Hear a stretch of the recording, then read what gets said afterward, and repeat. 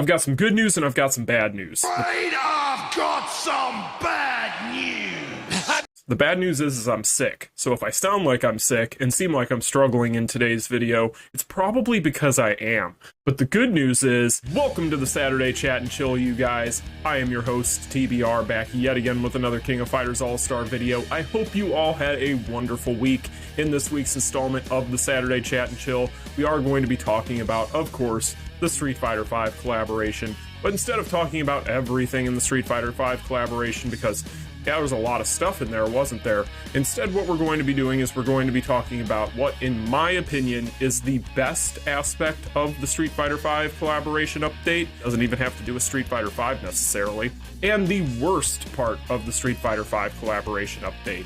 So we are going to have some good and some bad to talk about in today's video. So it'll be nice and balanced. It'll be very zen. But before we get into all of that and more, make sure if you guys haven't already done so, you smash that like button and subscribe. And without further ado, you guys know what time it is. Cue the intro.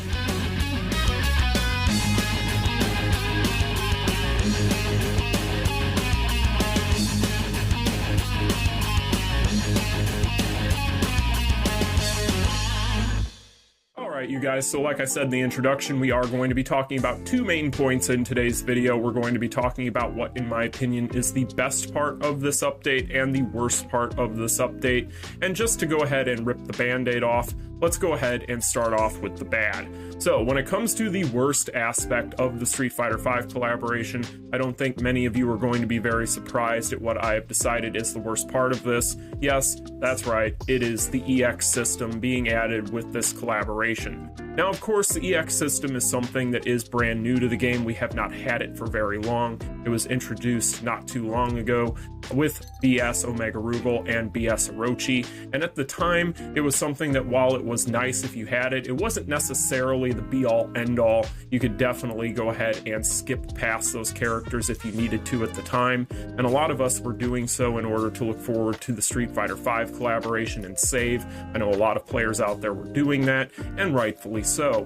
Because this is the most hyped collaboration we've ever had, a lot of people were saving every little bit of resource that they could in order to be prepared for this, and unfortunately, whenever it came to implementation, we did get the EX system added to these characters, not just in the same way that we had had it with Orochi and Omega Rugal, but instead they went ahead and started doing characters as native EX characters. Now, this changed a few things, but the main thing that it changed was the rates, which is going to be the biggest issue with these EX characters in general, and we'll kind of talk about that as well. So when it comes to having EX characters in the game, I don't think that the EX system in general is the worst thing in the world. I think that the EX system is mainly... it's okay, it's a mixed bag, but it's not terrible, it's not great either, but it isn't something that I'm up in arms about, and I don't think that there's very many people out there that have been, carrying pitchforks and torches over to the Netmarble offices because of the EX system. But the issue is a couple of things when it comes to doing it with a collaboration.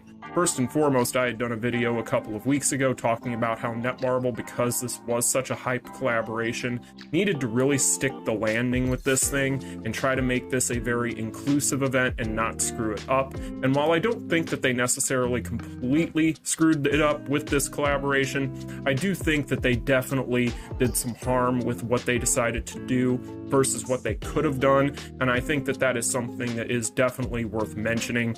But at the same time, there's always going to be pros and cons to anything. The main issue is, and it isn't even the fact that we have native EX characters, because there are pros to that. Of course, if we have native EX characters, this means that those EX characters are going to be far more accessible for people. That is something that is very nice. It also means that you are not going to have to pull 3 extra memories for your favorite character in order to go ahead and EX them. That is something that is very important to note. You can go ahead and pick up a character. If your main goal originally was just to A3 some of these characters, then what you can do is you can still A3 an EX character, also have them EX on top of it, and that means that you are going to be having just that much better performance from that character versus if it was not an EX character and it was at A3. Because at this point we've pretty much determined an A3 EX character is far superior to an A5 character that is non-EX, but at the same time, the biggest issue there is the rate change. because free-to-play players definitely are going to have it a little bit harder, especially with the RNG in this game. Considering the fact that we have a 0.6% drop rate for these characters. What the fuck?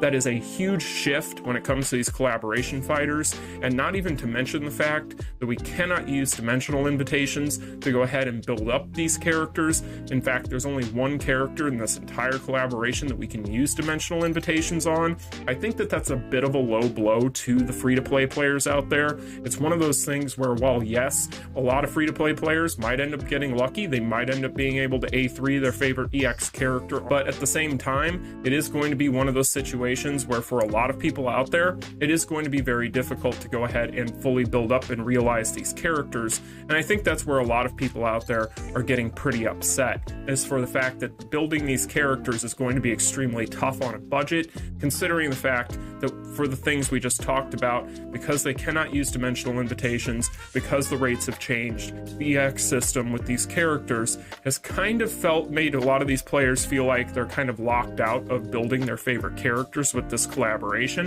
And I can definitely understand that pain coming from those people. I can see where they're coming from, and I definitely agree with them that the implementation of this could have been far better. Now, it is also true that Netmarble has been pretty generous with some of the things they've done with this collaboration as it pertains to these EX fighters to try and offset things.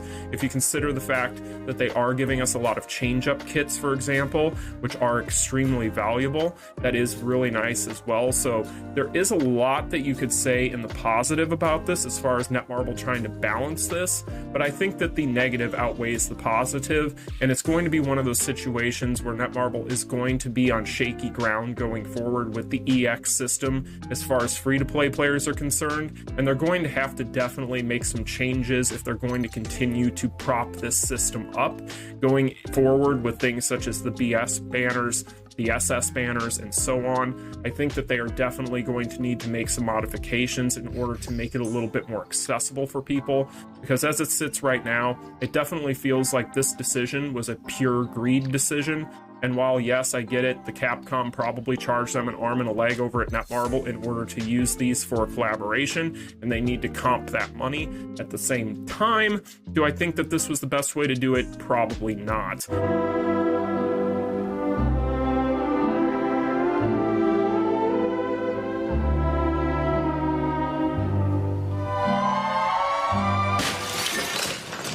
I think if I could argue that if your in-game packages for this collaboration were better, that might have been a better way to make some money there, but who am I to judge and tell you what to do, right?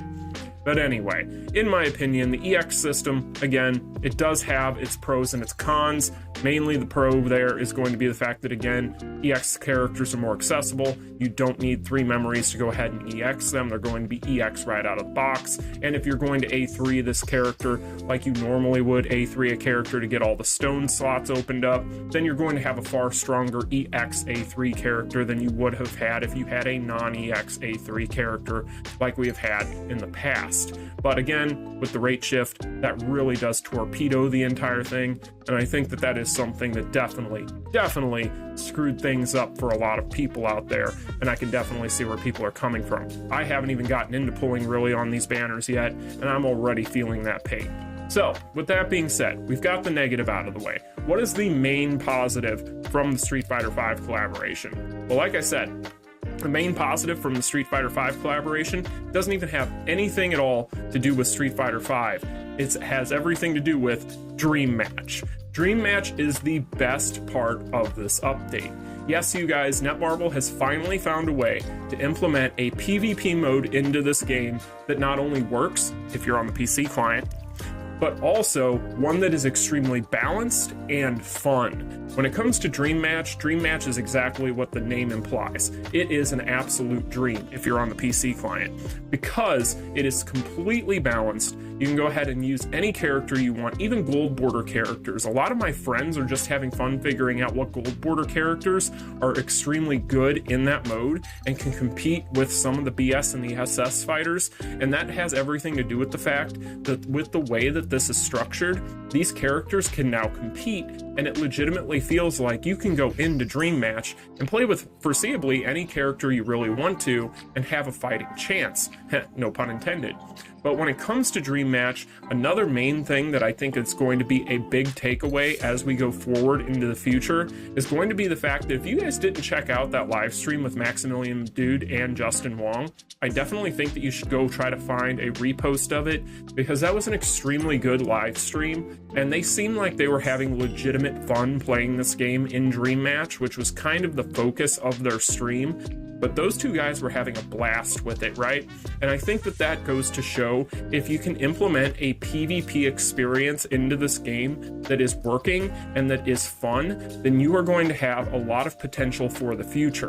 And that's why I think the Dream Match is so dire and so important, because it could definitely open up a lot of new doors and a lot of new eyes to this game. People that may have never even thought about playing this game in the past, mainly because they're more into the PvP side of things. A lot of those players have started to kind of play Dream Match and have really found a lot of love for it and find it to be a lot of fun. And that is something I think has really been missing from this game. You know, the meme has always been that Championship never works, the lag, the hacking, so on and so forth, cheating, you know, all the different things that go on there. But with Dream Match, it seems like it's one of those things where everybody can just kind of get together, have some fun, play like a tournament style game mode, and just enjoy themselves in PvP and not have to worry about all that if you're playing on the PC client. But at the same time, I think that the doors open into the future now for a lot of different things to happen because of Dream Match, and I think that Dream Match has major implications for the future of this game in the positive. So while it doesn't have to do with Street Fighter V, and I will be bringing you guys a video on Dream Match very soon, I've played a few matches in there and had a little bit of experience playing it hands-on, both on the phone and on the PC client. Please play it on the PC client. But at the same time, I will be bringing you guys a video on that and showing you guys exactly why I really like this game mode. But in general, I think that that is the highlight of this update, especially considering the fact that while all the Street Fighter V stuff is probably going to be gone in the next few weeks, that is going to be a new permanent game mode. And I think that going forward, it is going to be one that is very important to this game's longevity. But anyway, you guys, those are the things that I view as being the most positive and the most negative things about this update. You guys can let me know in the comments section what your favorite thing and your most hated thing are, and just, yeah, kind of keep it civil, please, because I know a lot of people out there are pissed off about certain things, mainly the EX system. But anyway, you guys, those are just my opinions. Let me know yours in the comments section down below. Don't forget to like, share, and subscribe, and I'll see y'all in the next one. Enjoy your weekends. Peace. Continue.